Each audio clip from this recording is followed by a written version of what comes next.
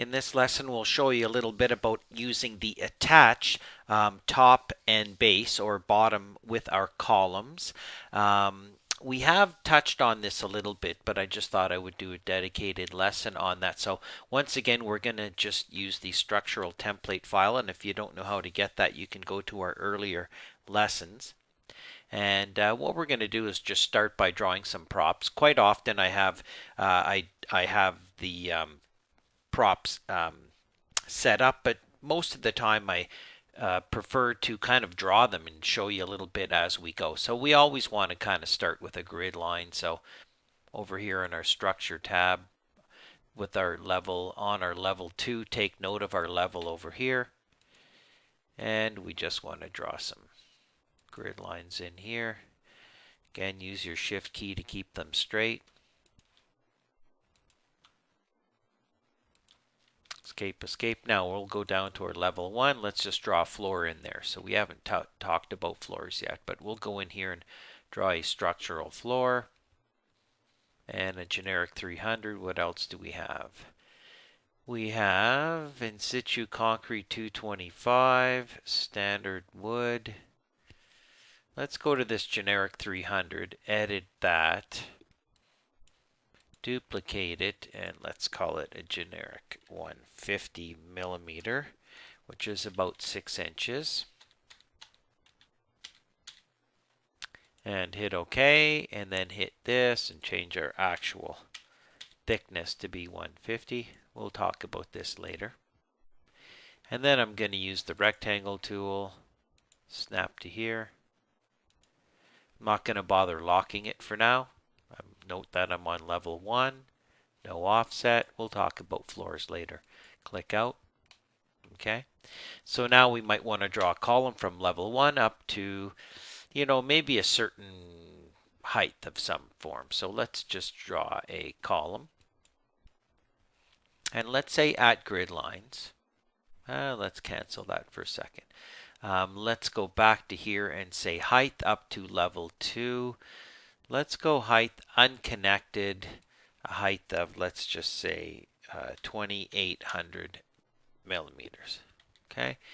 Which is about, about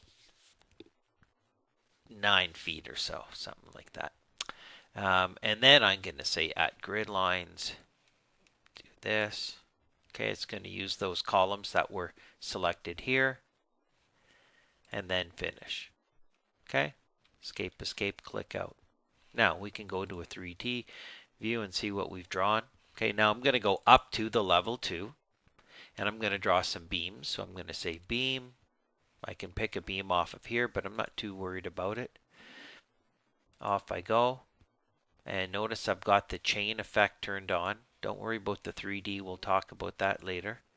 So chain will continue to draw in, sequential segments. Escape, escape on the keyboard to cancel that. Back to my 3D view. So now I have some beams, and which one did I miss on my level 2? This one over here for some reason. Beam from here to here. Escape, escape. Escape, escape. And now this was supposed to go up to 2,800. Go to the south elevation. This guy, oh, you know what that is? That's because of the 3D snapping. That's a perfect example of how the 3D snap will override and actually snap to the object. So that's actually a good point. Let's go in here and delete these guys. Okay. That's why I did note that 3D snapping. Let's go back up to here. Okay, I'll do this again. Beam, learning lots of new stuff as we go. So at level 2, but I'm going to take the 3D snapping off. Now it's going to be literally at level 2.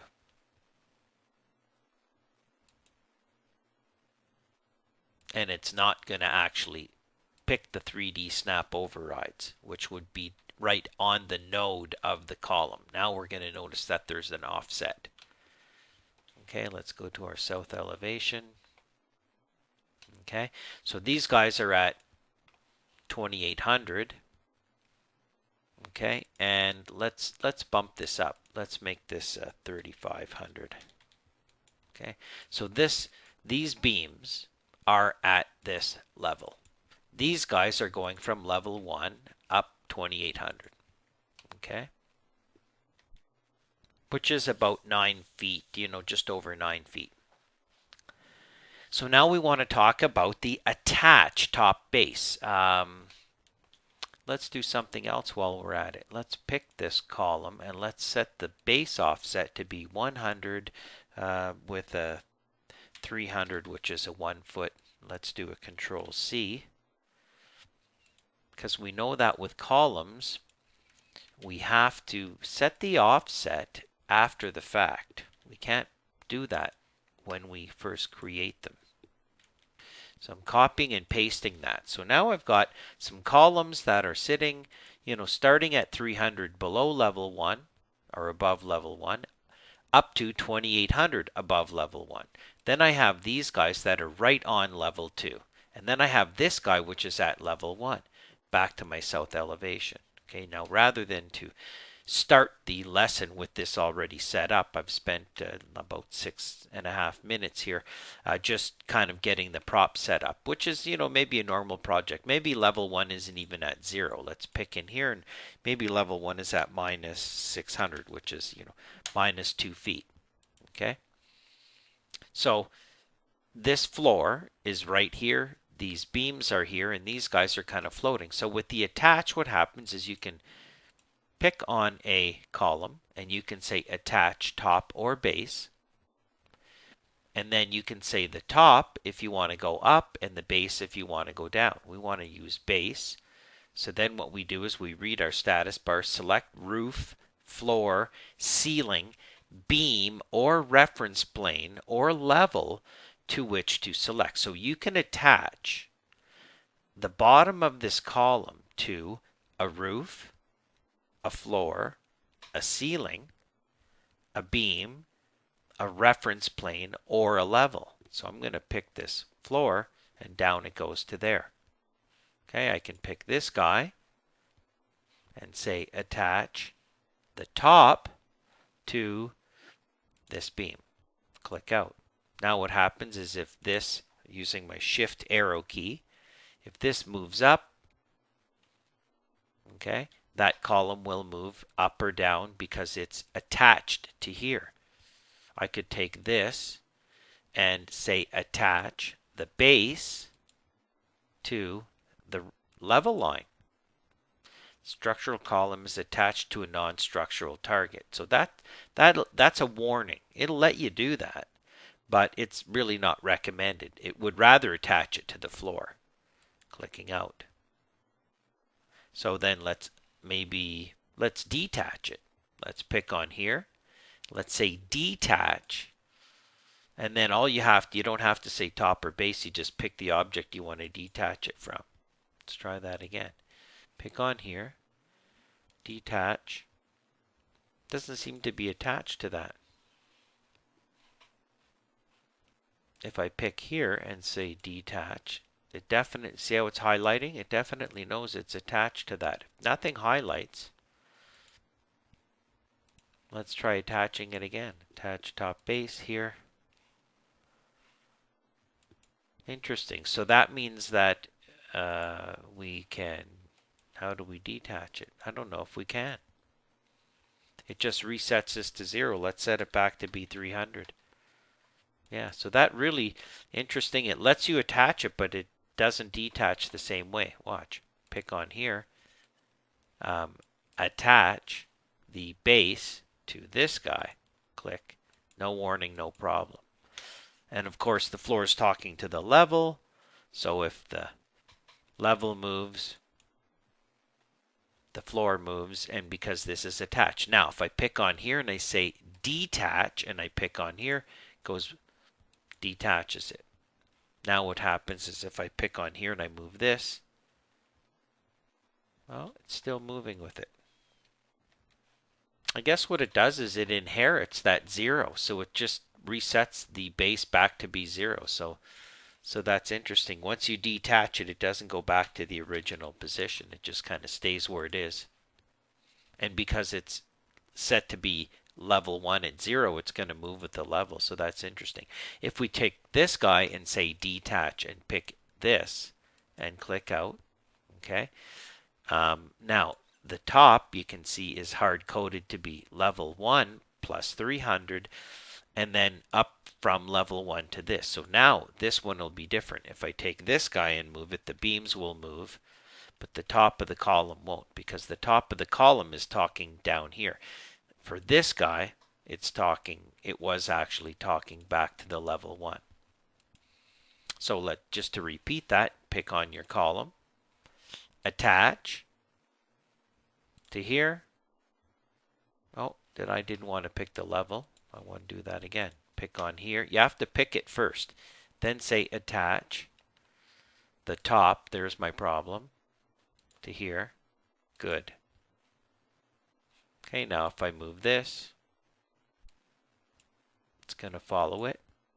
So if I pick on here and I say detach, you don't have to say top or base. You can say detach all, which basically detaches all of it. Now it's not going to follow this. But we notice that when we say here and we say, oops, we want to attach the base to the floor. Click out. Move the level, the floor moves, so does the column. And notice that this is hard-coded with that height. Okay? However, if we pick on here and say detach, see right now if we pick on here, the 0 is disabled. Okay, but soon as we detach it, it comes to life.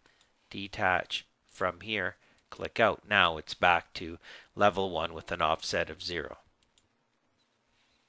So if we move this, it's talking to level 1. So we're doing this kind of in a south elevation, but that would work for any of these. You can pick on here in a 3D view and say attach to here. Oh, didn't work. Let's try it again. Let's say attach to here. The column and target are not joined, so let's pick on there and see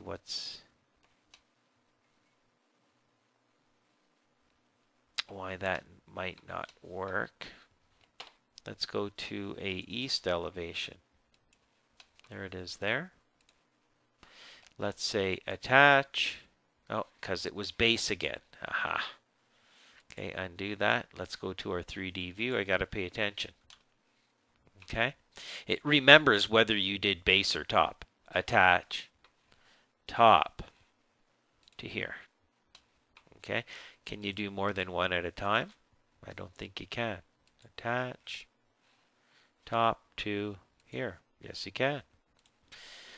I stand corrected. Attach the top. Always look at the top base. It's going to get you every time. So now that those are attached, walls can attach to roofs and floors and ceilings as well. So it seems to make more sense when you attach columns to other structural objects, because then your structural analysis will all work out.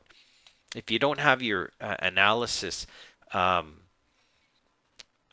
model turned on, take a look at our earlier lesson, I believe number 31, on the visibility of the structural analysis. It shows you how to turn on your structural line work in your model.